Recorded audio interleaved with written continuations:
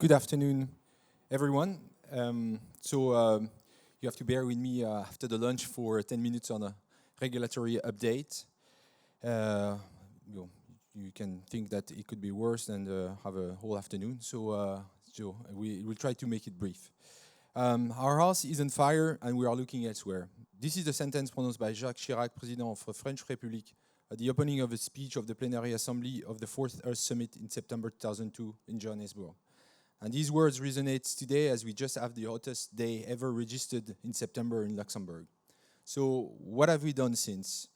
Well, not nothing, of course, but we can probably all agree that we haven't done enough. As someone who is optimistic, I really want to believe that the times of change are coming and rapidly, and that in the next 10 minutes or so, I will walk you through some of the initiatives that I think will reshape the whole regulatory landscape in the years to come, or more likely in the months to come. So in 2015, the UN came up with a proposed answer to the challenges of our society in the form of the 17 Sustainable Development Goals that constitute a global political agenda to coordinate actions toward a more sustainable future. This political agenda was later taken over by the EU Commission, who came up with the Sustainable Finance Action Plan in March 2018. This action plan, which really stretches across the whole investment chains, includes taxonomy, standards label, fostering investment in sustainable product, incorporating sustainability in financial advice, developing sustainability benchmark, disclosure by financial market participants, sustainability in prudential requirements, strengthening sustainability disclosure and improving accounting, and fostering sustainable corporate governance. You'll see in the next few minutes that some of these topics are on the core of the regulatory agenda today.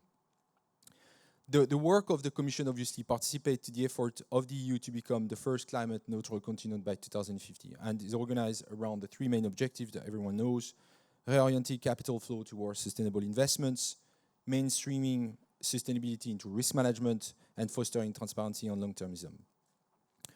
I think in parallel, and Claude Marx probably alluded to that this morning, you have the EU Green Deal, which really shows the commitment of the EU on the topic. And so, I'm not going to spend too much time on that. Just maybe worth to note that, the COVID crisis has not reigned the ambitions of the EU Commissions, and the EU recovery package adopted on 27th May 2020 has confirmed the commitment of the EU to the plan. On the top of that, to finance the Green Deal, the Commission also has launched a renewed sustainable finance strategy as part of their thoughts, and there is a public consultation that was closed on July 2020, and the publication of the future strategy should be communicated in Q4 this year. So from a more regulatory point of view, shortly after the Sustainable Finance Action Plan in March, so in May 2018, the Commission has adopted a package of measures implementing several key actions announced in its plan. We have a proposal for regulation on the establishment of a framework to facilitate sustainable investments, the famous taxonomy, in order to create common understanding and definition of what economic activities can be considered environmentally sustainable for investment purpose, a proposal for regulation amending the benchmark regulations, a proposal for regulation on disclosure relating to sustainable investments, and more recently, initiatives were launched to amend the UCITS and the AFM directive, a revision of the non-financial reporting directive, and a revision of the Market in Financial Instruments Directive, the MiFID directive. So I would like to focus on the two first, and then we'll tell you about where we stand for the others.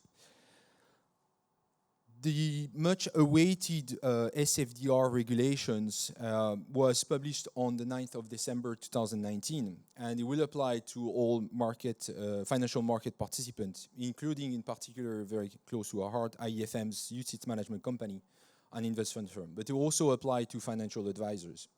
And it foresees new mandatory transparency requirements, which will apply at the entity level and the product level. The new transparency requirements require to have a disclosure on the integration of sustainability risk in the investment decision-making process and on the investment advice process, and the considerations for principal adverse impact of an investment decision on sustainability factors. In addition, there are also new requirements on remuneration. It's something the same that we had when we publish IFMs, how these remuneration can be including non-financial elements. At the product level, financial market participants will be expected to describe the manner in which sustainability risks are integrated into their investment decisions and the likely impact of sustainability risk on the returns of the financial product made available. In addition, these disclosure will also have to explain how the financial products are made available, consider principal adverse impact on sustainability factors. There are additional requirements, and let's not be forgetting that this is applicable to all products, whether you are an ESG product or not. So additional disclosure requirements are foreseen for financial products that promote environmental or social characteristics. And there again, you be careful because the terms of promote, if you read the French text, it actually says have characteristics. So it's not the fact that you market, it's just the fact that you have in your document reference to some ESG criteria, which are the so-called Article 8 product under the regulations, and the financial products that have a sustainable investment as their objective, the so-called Article 9 product. The regulations shall only apply in part from 10th of March 2021, with the product rule being fully implemented on 2022. However, at entity level, you will need to have some information that actually comes from the product. So the reality on what we are saying to hold the market is the actual date is March 2021. Because although you may not have to report before 2022, the information will have to be there for you to report at the entity level. As you may have already heard, there's an opt-out possibility which has been given in this regulation. In fact, it's not really an opt-out, it's more a compliant of explained rules. What it means is that you may choose not to disclose information on principal adverse impact, but then you have to explain why you are not disclosing. What are the elements, either impossibility or why you are thinking that you should not disclose. So this is open, but what we see in the market, obviously, is that asset managers fear that if they are not disclosing, then that will be perceived as affecting their capacity to market the product. So despite the very close date of implementations, we are still missing a number of informations, and particularly on the 32 criteria or indicators required to establish the principal adverse impact. These indicators are very detailed and technical and include underlying metrical data such as greenhouse gas emission, energy performance, and some other more qualitative data on social and employment matters, human rights. On April 2020, the Joint Commission issued a joint consultation paper looking at the draft regulatory standards, and the consultation was open until September. So the final regulatory standard should be provided now by December this year, which will leave the industry actually 3 months to get ready for the date of March 2021.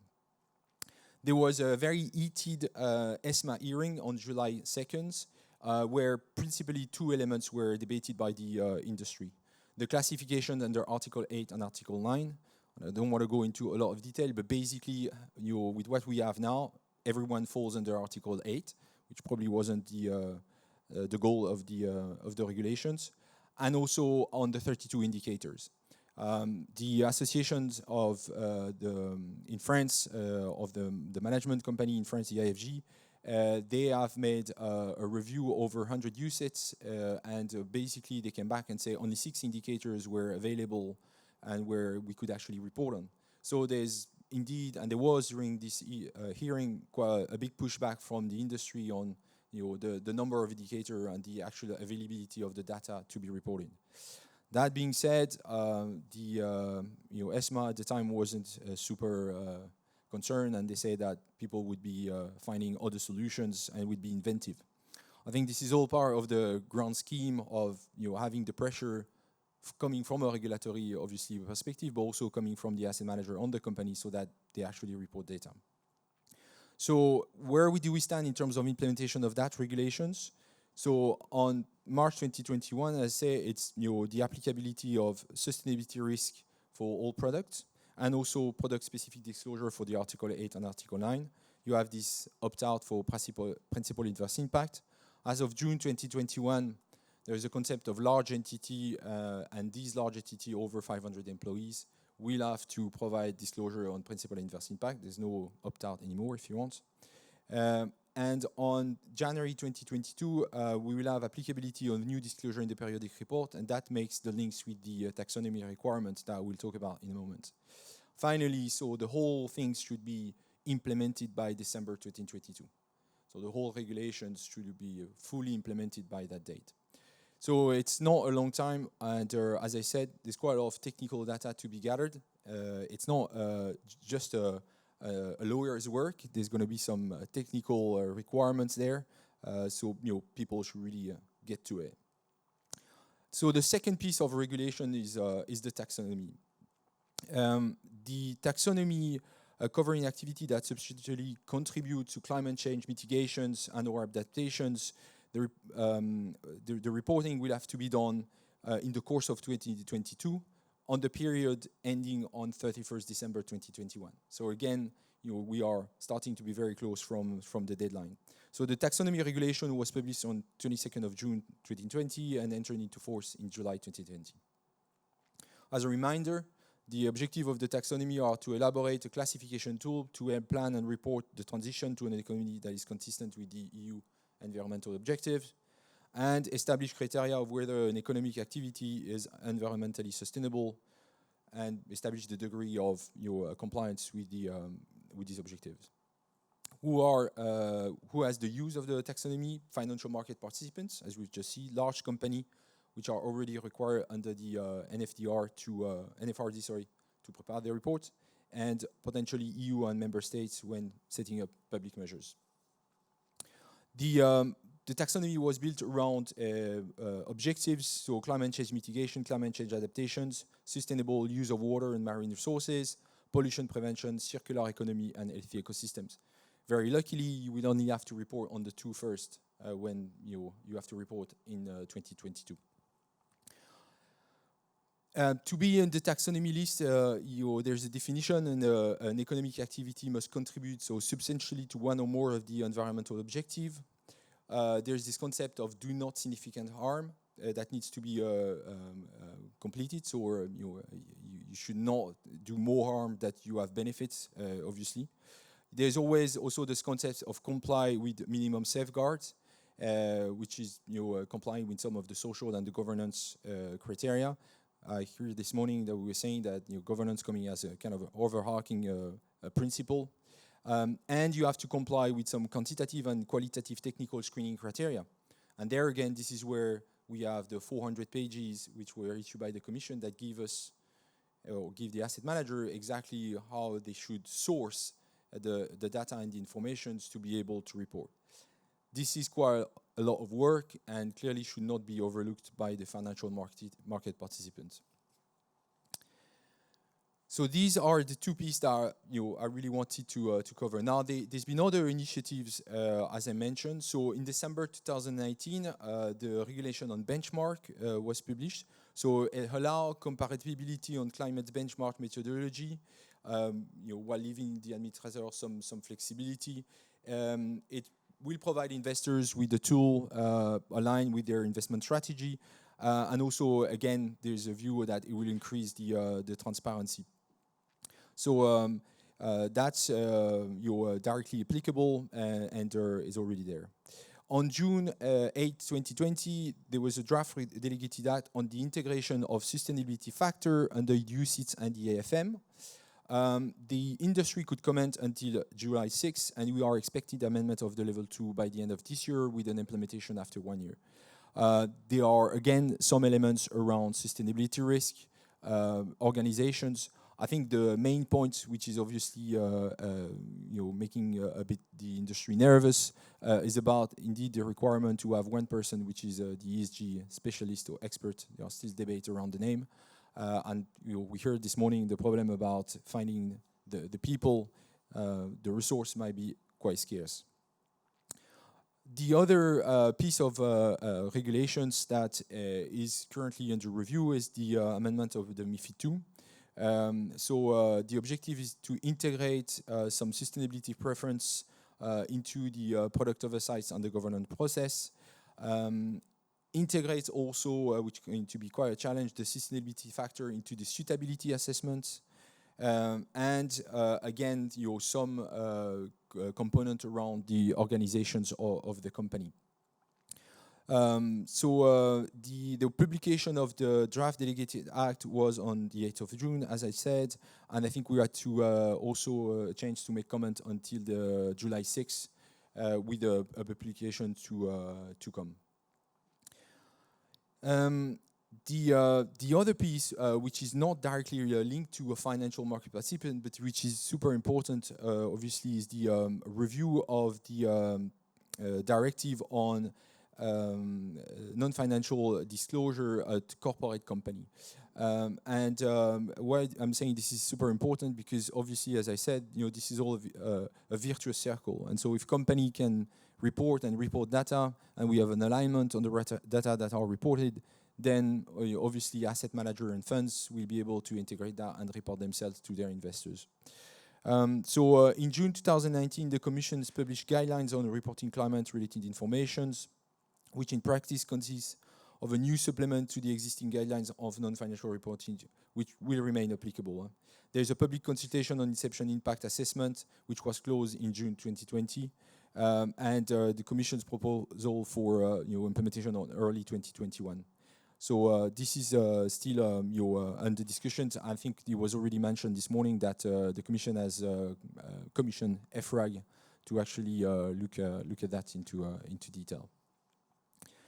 So as you can see, quite a lot have been done. And to come back to the words of Monsieur Chirac, I think the above hopefully shows that at least in Europe we are not looking elsewhere anymore.